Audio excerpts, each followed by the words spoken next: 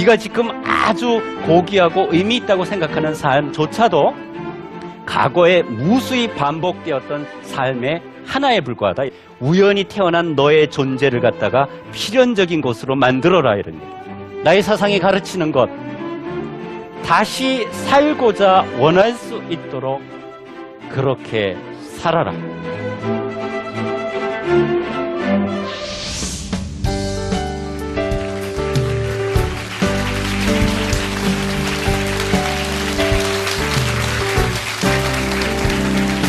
안녕하세요. 오늘도 여러분들과 함께 신이 죽은 시대의 우리 사회의 핵심적인 특성은 도대체 무엇인가를 프리드리히 니체와 함께 찾아보는 6번째 여행을 떠나고자 합니다. 여러분들, 우리가 살고 있는 시대는 신이 죽은 시대, 즉 허무주의가 평범화되고 일상화된 시대입니다. 그러면 우리가 이 일상화된 시대에서 어떻게 하면 자기의 고유한 삶의 양식을 발전시킬 수 있을까? 어떻게 하면 우리는 의미 있게 살아갈 수 있을까? 이런 질문을 던지게 됩니다. 여러분들이 지난 시간을 통해서 살펴보신 것처럼 우리의 내면을 돌아보면 우리뿐만이 아니라 지구상의 모든 생명체는 권력의 의지다, 이렇게 프리드리히 니체는 이야기를 합니다. 모든 생명체가 권력의 의지라는 것을 인정한다면 지금까지 쌓아왔던 것, 우리가 이제까지 경험해왔던 모든 것을 극복하고 새로운 종류의 삶의 양식을 실험할 수 있는 커다란 힘을 가지게 될 것이다. 이것이 프리드리히 니체의 진단이었습니다. 오늘은 그렇다면 우리가 허무주의가 일상화되고 평범한 시대에 어떻게 하면 정말 의미 있는 삶을 살아갈 수 있을 것인가 하는 문제를 다루고자 합니다. 우리가 이제 철학을 하게 되면 여러 가지 인식을 하게 되잖아요. 그죠? 아, 우리가 살고 있는 시대는 어떤 시대야? 라고 우리가 살고 있는 시대를 진단할 수도 있습니다. 그렇지만 이러한 인식이 우리를 변화시키거나 삶의 새로운 종류의 그런 양식을 우리가 추구하지 못한다면 아무런 의미가 없는 것이 되겠죠. 그래서 프리드리히 니체는 인식이 변화를 가져오지 않는다면 그것은 무의미한 인식이다, 이렇게 이야기를 해요. 그래서 오늘은 우리가 이러한 프리드리히 니체의 철학을 통해서 어떻게 새롭게 거듭날 수 있을 것인가 하는 것을 자라투스트라는 이렇게 말했다의 머릿말에 나오는 3가지 변신을 통해서 살펴보고자 합니다. 우리 오늘도 니체의 음성으로 시작해볼까 생각합니다. 나는 이제 너희들에게 정신의 3단계 변화에 대해 이야기하고자 한다. 정신이 어떻게 낙타가 되고 낙타가 사자가 되며 사자가 마침내 어린아이가 되는가를. 프리드리히 니체는 인간이 자신의 정체성을 찾아가고 본래의 자아를 획득하고 형성해가는 과정을 3가지 비유를 통해서 서술하고 있습니다. 낙타, 사자, 어린아이. 여러분들이 강연을 들으면서 나는 어디쯤 와 있을까? 나는 여전히 낙타인가? 아니면 나는 어린아이의 단계인가? 한번 스스로 자문해 보시기를 바랍니다. 제가 미리 말씀드리지만 이 3가지 상징을 통해서, 예를 들자면 낙타, 사자, 어린아이를 통해서 서술되고 있는 변신의 과정 중에 하나를 선택할 수 있는 문제가 아니라는 거예요. 자기를 찾아가는 과정은 반드시 낙타, 사자, 어린아이의 단계를 거쳐야 된다는 겁니다. 이렇게 우리가 인식의 과정을 거치게 되면 우리 모두가 변화하게 된다는 겁니다. 저도 이번 강의를 통해서 정말 고귀한 여러분들과 만났는데요. 이것이 단순한 교양을 위한 강좌에 끝나지 않고 제 강의가 여러분들이 스스로 변화할 수 있는 조그만 계기가 되기를 진심으로 바랍니다. 그러니까 자라투스트라가 이렇게 이야기를 합니다. 그는 이제 더 이상 양측이나 사람이 아닌 변신한 자, 빛으로 감싸인 자가 되어 웃고 있었다. 지금까지 이 지상에서 그와 같이 웃어본 자는 없었다, 이렇게 이야기를 합니다. 모든 이런 인식의 과정을 거쳐서 자기 자신을 찾아가는 변신의 단계를 거쳐간 사람은 이 세상 그 자체를 있는 그대로 인정할 수 있고 긍정할 수 있기 때문에 웃을 줄 아는 자라고 자라투스트라는 이야기를 합니다. 여러분들이 이런 단계에 이르기를 진심으로 기원합니다. 그렇기 때문에 웃음에 대한 동경이 나를 사로잡고 있다. 이렇게 자라투스트라는 이렇게 이야기를 합니다. 여러분들 허무주의의 문제는 무엇이었습니까? 나는 어떻게 나의 삶을 견뎌낼 수 있는가? 이것이 허무주의의 문제였어요. 내가 내 자신을 극복하고 어떻게 이 지상에서 온갖 고통과 온갖 질곡과 불행으로 점철되어 있는 이 삶을 극복해내고 나 자신의 삶에 의미를 부여할 수 있는 것인가? 이것이 프리드리히 니체의 문제였고 자라투스트의 입을 통해서 우리들에게 전달되고 있는 문제입니다. 자, 그렇다면 어떻게 견뎌낼 수 있는가? 이 여행을 떠나보도록 하겠습니다. 그러면 도대체 첫 번째 낙타는 무엇을 의미하는가? 낙타는 여러분들이 무엇을 연상하십니까? 낙타라는 낱말을 들으면 낙타 그러면 어느 지방에서 살죠? 예, 사막에서 삽니다. 사막이 살기 좋은 곳인가요? 예. 이렇게 삶의 조건으로서는 별로 그렇게 좋은 조건이 아니죠. 예, 광야와 초원도 없고 나무들도 없고 오아시스도 드물게 나타나는 이 사막에서 살고 있는 낙타를 통해서 프리드리히 니체가 말하고자 하는 것은 다름 아닌 중력의 정신이에요. 우리를 짓누르는 무거운 짐, 이런 것들이 낙타를 통해서 말하고자 하는 것입니다. 여러분들이 지금 그림을 보고 있는데요. 사막에서 중요한 것은 물이기도 하지만 다른 한편으로는 소금이기도 하거든요. 그래서 암염을 싣고 가는 낙타의 모습입니다. 무거운 짐을 졌음에도 불구하고 표정을 보시면 아시겠지만 낙타가 지금 불평하고 있는가요? 별로 불평하고 있는 것 같지가 않아요. 묵묵하게 걷고 있습니다. 낙타가 도대체 무엇을 의미하는가? 낙타는 자라투스트라는 이렇게 말했다 해서 이런 특징들로 구성되어 있다고 이야기를 합니다. 공경하고 두려운 마음을 지닌 억센 정신, 그러니까 공경할 줄 아는 정신이라는 거죠. 그래서 두려운 마음을 가지고 있다 이런 얘기예요. 그뿐만 아니라 무거운 짐을 감내할 수 있는 정신, 이것이 바로 낙타이다 이런 얘기죠. 무거운 짐을 질 수 있다 이런 얘기죠. 무거운 짐을 지기 위해서는 복종할 줄 알아야 된다. 그렇죠?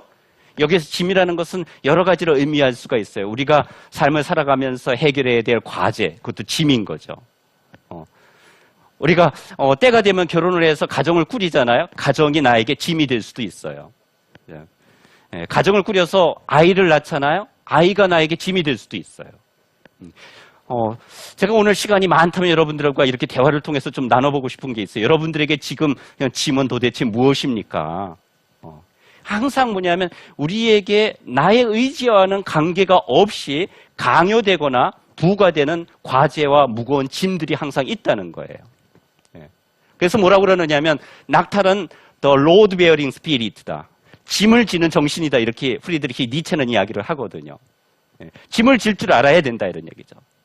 그렇다면 제가 말씀드린 것처럼 모든 생명체는 권력의지를 가지고 있잖아요. 낙타도 권력의지를 가지고 있어요. 낙타의 권력의지는 도대체 어떤 형식으로 표현이 될 거예요? 낙타는 이렇게 질문을 합니다. What is heavy? 도대체 뭐가 무거운 것인가? 이렇게 스스로 던져봅니다. 여러분들 한번 오늘 이렇게 자기 자신에게 첫 단계에서 질문을 던져보세요. 나에게 지금 가중되고 있는 가장 무거운 짐은 도대체 무엇인가?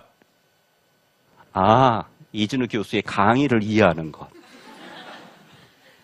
얼마나 재미있게 하는지 한번 두고 보자. 뭐 이런 것일 수도 있어요. 그렇죠? 도대체 무엇이 무거운 것인가? 이런 질문을 던질 줄 알아야 사람은 자기의 삶을 변화시킬 수 있다는 겁니다. 그래서 가장 무거운 것을 견뎌내고자 하는 삶의 태도는 바로 낙타의 삶의 태도입니다. 그는 이렇게 질문합니다. 무엇이 가장 무거운 것인가? 이렇게 질문을 던지고 난 다음에 그것을 자기의 삶을 측정하고 평가할 수 있는 잣대로 설정을 합니다. 내가 그것을 짊어지고 나의 강인함을 확인하고 기뻐할 것이다. 그러니까 스스로를 시험하는 것이죠. 마라톤을 해보면 내가 과연 완주할 수 있을 것인가 스스로에게 과제를 던진 거예요. 그러면 여러분들 이 과제를 정말 성공적으로 성취하고 난 다음에 어떤 느낌이 듭니까? 기쁘죠. 이 낙타들은 뭐냐면 무거운 짐을 지고 난 다음에 잘 지고 임무를 갖다가 잘 수행하고 난 다음에 어떤 느낌을 갖느냐면 자기의 권력의지를 충족시켰다고 생각하고 기쁨을 느낀다 이런 얘기예요. 그러니까 무거운 짐을 질 줄 알아야 돼요. 정신에게 가장 무거운 가치는 도대체 무엇인가? 여러분들이 이걸 상징적으로 던지셔야 돼요. 지금 나에게 처해 있는 구체적으로 고통스러운 것은 무엇인가? 이렇게 질문을 던질 수도 있지만 내가 끊임없이 변화하고 나 자신을 찾아가고 나의 정체성을 확인하고자 한다고 그런다면 내게 정말 실현하기 어려운 궁극적인 가치는 도대체 무엇인가? 이렇게 질문을 던지면 여러분들은 낙타의 단계에 있는 거예요. 이거 안 하고도 살아가는 사람들도 물론 있어요. 여러분들 처음에 낙타 이러면은 부정적으로 생각하실 수도 있어요. 그냥 짐만 지고 가는 짐승.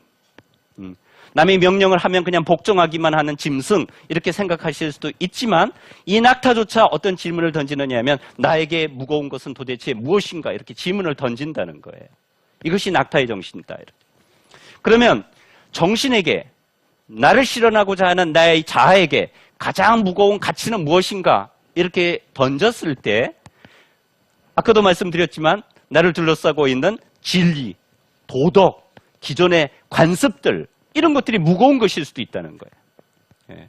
우리 어머니 세대들 육아적인 전통과 육아적인 관습 속에서 자기가 하고 싶은 것을 하지 못하고 가정을 위해서 헌신해 오신 분들이 많습니다.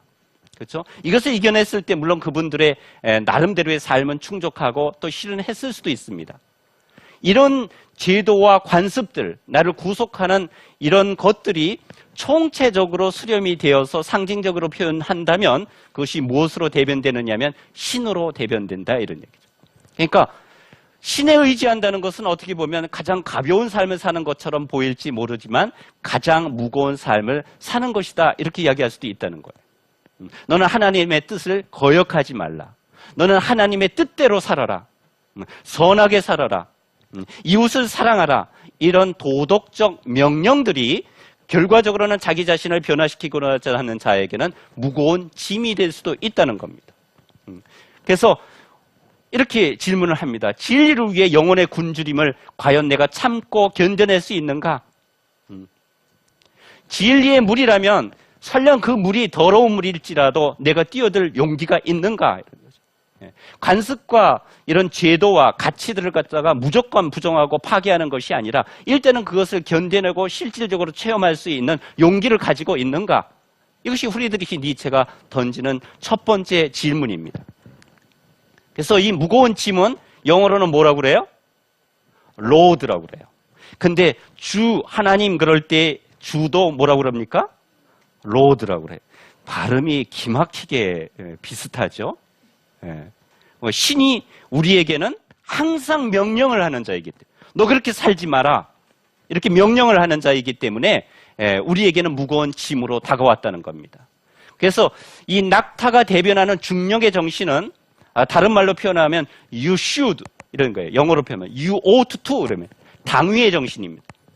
내가 이 세상에 태어났다면 당연히 이런 도덕적 행위를 해야 된다 이런 거예요. 늘 명령하고 지시하는 거예요. 그런데 참 재미있게도 우리 사회라는 것은 이 당위의 도덕이 없이는 유지가 되지가 않습니다. 그러니까 우리의 가장 기본적인 전제 조건은 이미 이 세상에 던져졌다는 겁니다. 구체적인 규범과 관습 속에 던져졌다는 겁니다.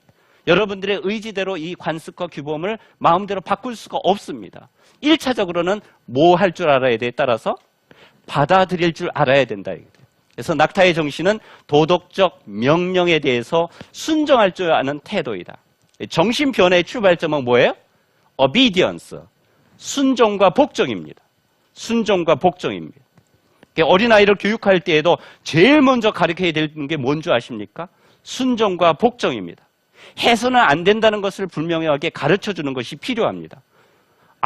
아이는 자유의지를 가져야 돼. 너도 너 자신의 자아를 형성해야 되지. 내 욕구를 다 들어주마. 이러면 있잖아요. 절대 나중에는 그 사람이 올바른 인격으로 성장하지를 않습니다. 나의 아이가 달라졌어요. 예. 그럼 뭘 통해서? 안 된다는 것을 분명하게 지시함으로써, 명령함으로써 이런 거죠. 우리 삶이 그런 거죠. 그래서 낙타정신이라는 것은 다른 말로 표현하면 나의 무거운 짐은 도대체 무엇인가?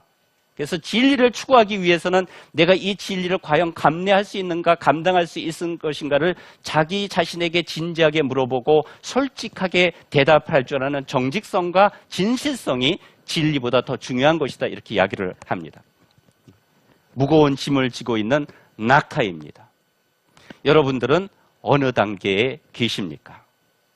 지금도 많은 짐을 지고 계십니까? 그런데 그 자체가 부정적인 것이 아닙니다. 짐을 질 줄 알아야, 짐을 한 번이라도 져본 사람이라야 비로소 명령할 수 있는 법을 배우게 됩니다.